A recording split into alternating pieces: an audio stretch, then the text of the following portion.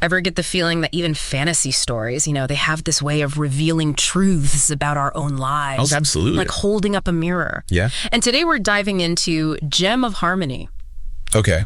It's a story at its core about this quest through a cursed forest, but it really makes you think about teamwork, about trust, and what it really means to find harmony, in ourselves, in our relationships. Well, it's fascinating, isn't it, how these kind of fantastical tales, these stories, they can actually, they can hold up that mirror, like you were saying, to our own experiences. Yeah. And in doing that, in that process, they reveal something essential about human nature, I think.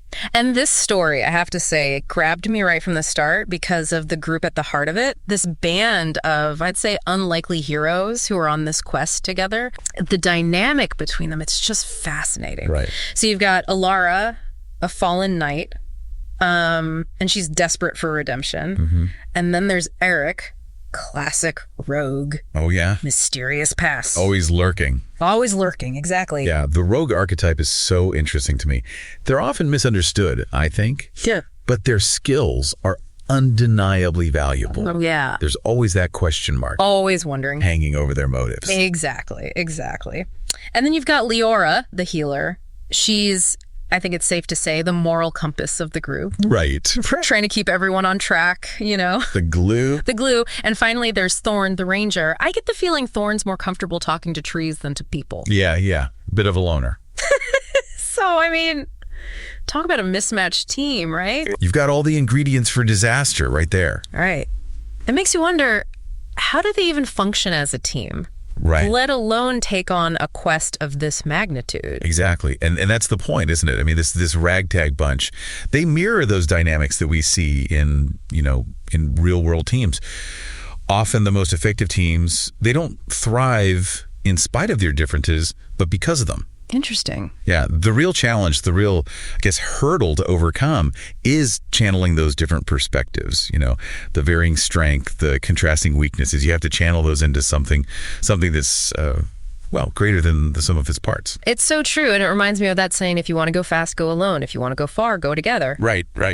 But it's rarely that simple, is it? Never that simple. This story, it really highlights those challenges of going together. Yeah. Especially when you throw in, a cursed forest into the mix. Right. And that's the thing about this cursed forest. It's more than just a spooky setting, right?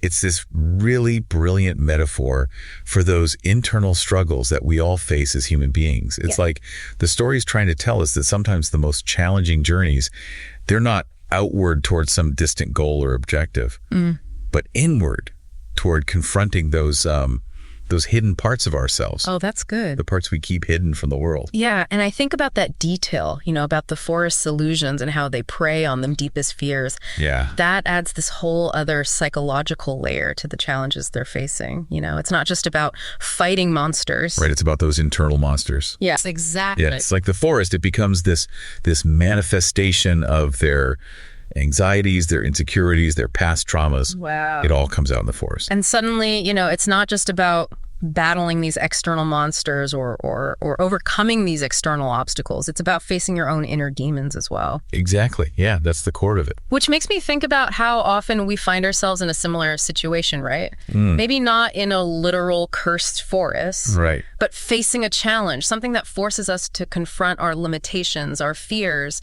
those things we'd rather keep hidden. Absolutely. It's interesting how this story takes these really complex ideas, Yeah. teamwork, internal struggles, and it just weaves them into this adventure narrative. Yeah. And as the heroes journey deeper into the cursed forest, they eventually reach this place. It's called the Enchanted Vale. Okay. And I have to admit, when I first read that Enchanted Vale, in the context of this cursed forest, it felt, I don't know.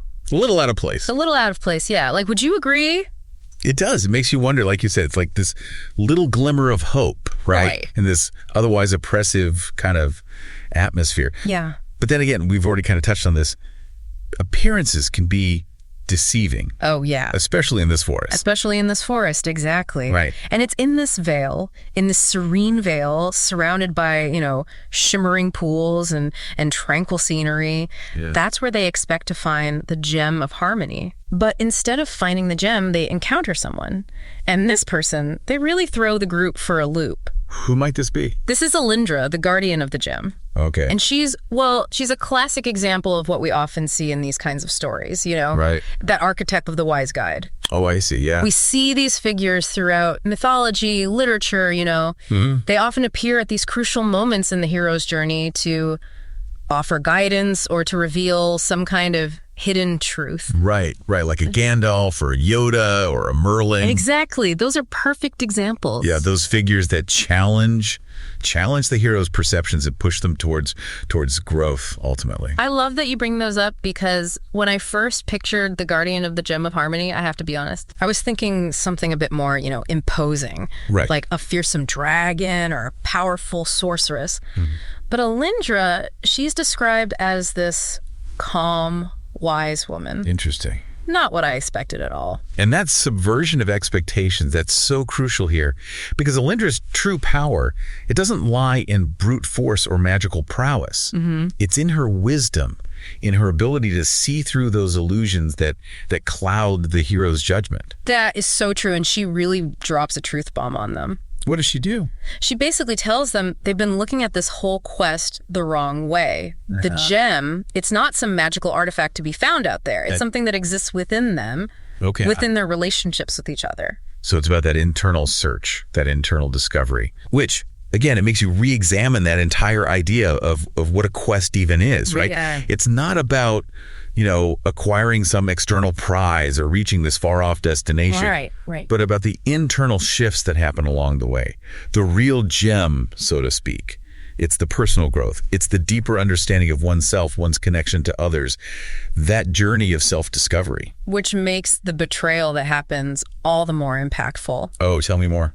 Just when you think things couldn't get more complicated, we learn that Eric, the rogue, he's been a spy all along. Yeah. Wow. He's been working for the very forces the group is trying to stop. The story goes from this metaphorical exploration of trust to like a visceral gut punch of betrayal. That's a good way to put it. And it makes you question, can you truly have harmony, true harmony, without trust? Can you ever really achieve that balance without first confronting those uncomfortable truths, those truths that threaten to kind of shatter everything you thought you knew? And the way the author describes it, Eric, who had been distant, was a spy for the very forces we sought to thwart. Mm-hmm.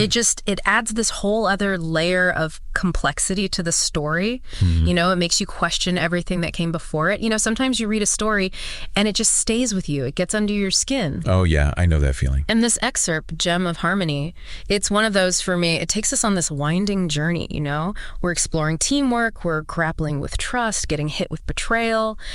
And just when I thought I had a handle on things, bam, the excerpt ends. The ultimate cliffhanger. It really is. And I'm left with all these questions. And isn't that the mark of a story that truly resonates? When it sparks more questions than answers, It really is, because then you start to reflect. Exactly. You start to draw those parallels to your own experiences. You search for your own meaning. That's exactly what happened to me. Because, the excerpt closes with Eric's betrayal out in the open. The group is totally shattered. They're in disarray. And Alindra, gone, vanished. Wow. So no resolution. No resolution. There's no big battle for the gem, no magical showdown. They're just left there, reeling from this revelation. And the gem, nowhere in sight. Which I think highlights the idea that the gem of harmony isn't really about some physical object, right? It's not some treasure to be found. The true gem, the real transformation, it's the journey itself. You're hitting on something there. Because it's about the growth each character experiences, the understanding they gain. Exactly. The internal struggle. Which makes Eric's betrayal even more heartbreaking. Because it disrupts that whole process, right? It does, and makes you wonder, can you even have true harmony, real harmony, without that foundation of trust? Right. And can you rebuild that trust, rebuild that foundation once it's been shattered?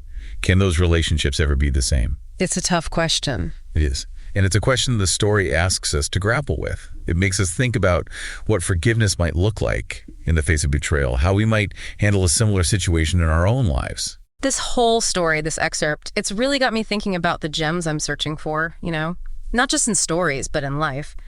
Am I looking for external solutions to what are ultimately internal problems? Am I putting my trust in the right places? These are questions we all wrestle with, I think. They really are. And I have a feeling this conversation, this whole Gem of Harmony story, it's going to stay with me for a while. As well it should. It's a powerful reminder that harmony, whether within ourselves or in our relationships, it's not a destination. It's not something you just arrive at one day. It's a continuous process. It's about confronting those uncomfortable truths, forgiving when it's hard, and rebuilding trust even when it seems impossible. So well said. This deep dive has been quite the journey.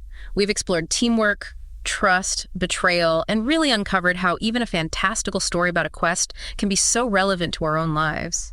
It's amazing how these stories can hold up that mirror, isn't it? They really do. And as always, we want to hear from you. What resonated with you? How have you navigated these challenges in your own life? Share your insights, and until next time, keep seeking those gems of wisdom. They can be found in the most unexpected places.